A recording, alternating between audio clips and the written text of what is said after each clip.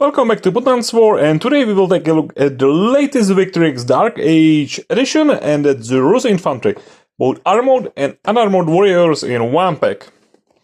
So let's unpack it. It's 48 miniatures inside. So again, it's like this, sort of rule with Victrix, enough for you to field a small skirmish warband on its own just from this one. Well, not really box, but back. Hey. Oh, they don't want to go off the back.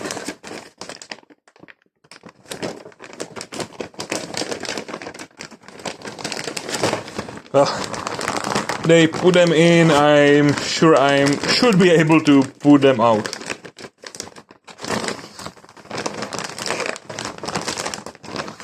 Okay, this is sort of awkward, I will admit it.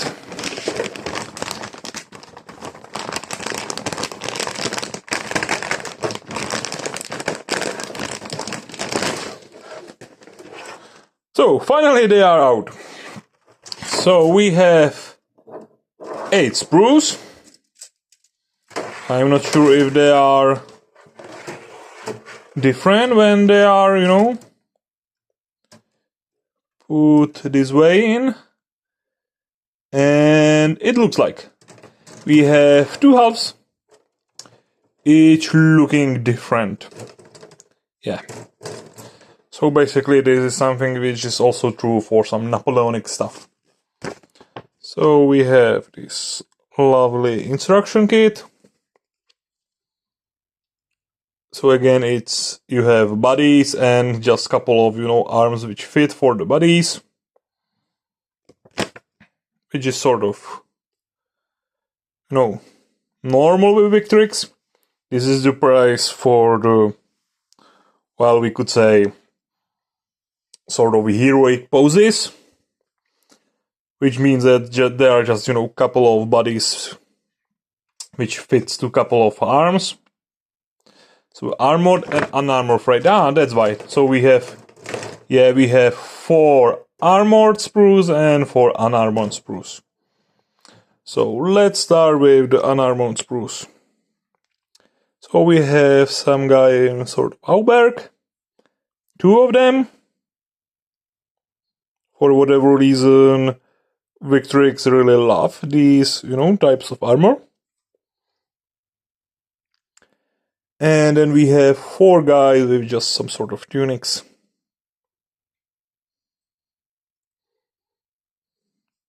So, what about shields? We have these classical round shields. Yeah, they have wood texture from the inside, like all Victrix do. We have large and smaller ones. Then we have these rectangular ones, which for whatever reason are sort of attributed to Rus and Slavic warriors by wargamers. I'm not really sure if they are really historically accurate. I think they are probably sort of, you could say, modern invention, which is sort of being copied again and again, and there are not really much primary sources for them, but they are somehow, attributed to them, so it makes sort of sense that Victrix, put them here, and basically it's sort of a way how to, differentiate the Rus Vikings from, we could say, classical invasion of England Vikings. So the shields are one of the, options. Another option is, of course, heads, and we could say there are these, famous haircuts with Khazars, which are again attributed to the Viking Rus, or we can say Kievan Rus, and are sort of still popular as some sort of folklore haircut in Ukraine to this day. So we have even a couple of helmeted one and some full cap heads.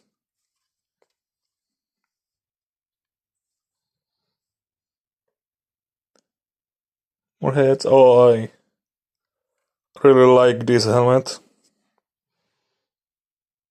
Classic Salman. It's nice, you know. The heads are really nice. It's sort of, you know, blend between, we could say, classic sort of Western and Western Viking heads with mix of, we could say, Oriental heads. That's nice headgear for the Russians. We have also a couple of spears here, some axes. There's probably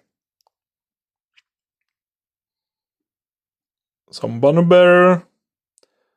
Axes, both one-handed and two-handed. Lots of spears. If you watch me for some time, you know that I'm sort of fan of spears, and I think in every medieval or dark age or for a couple of armies even antiquity, you should have spear as option, because it was basically primary weapon for infantrymen for, well, basically until they invented rifles. So that's the unarmoured sprue. It looks really nice. On the first side, I think if there is not even there is one spear which looks like it belongs to two arms. It's flagpole. For a moment, I thought that if there isn't really, again, the guy which is, you know, holding spear with both hands, which is in Saxon sprue, but sadly, no. So that was unarmoured sprue, and let's take a look at armored ones. So we have guys with chainmails, as expected. Couple have even sax ears. You could say that they are, you know, Russified by having these baggy pants. Or like this guy, they have these, you know, sort of lamellar-like grease protection. And even this guy have the actual lamellar armor, which is again sort of attributed to the Rus warriors. And there is another one. And another one. So we have 3 guys in lamellar and 3 in chainmail. That's pretty nice. Looks like there are more spears, even more, you know, like we could say, better looking ones. And of course more than axes, because, well, after all, this is for some Druzhina type guys. And with so much lamellar armor, these are even, I would say, great for, you know, Varangian Guards, for Byzantines and stuff like that. For the armored guys, we have only, as it seems, round shields. No, you know, no rectangular ones. Why not? Again, there are some, you know, these cool helmets with, you know, chainmail in the neck. Some cool beard guys, and there is this guy with, you know, something like dead bear, and I think there is the rest of the bear. So again, there are a couple of spears, gun axes, single hand axes, basically probably everything you would want. It looks like, yeah, there is 1, 2, 3, 4 great axes, seems. 1, 2,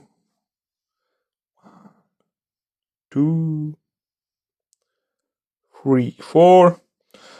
So for 4 axes for 6 guys, that's fair enough. Anyway, most of the army lists even, anyway, you know, limit the number of axes you can wear for the troops. Again, couple of sort of cool guys with big beards. Lots of beards. To be honest, I'm quite happy with the, number of heads in this set. They are really great. The bodies are, classical, I would say classic Victrix. You either love them or hate them.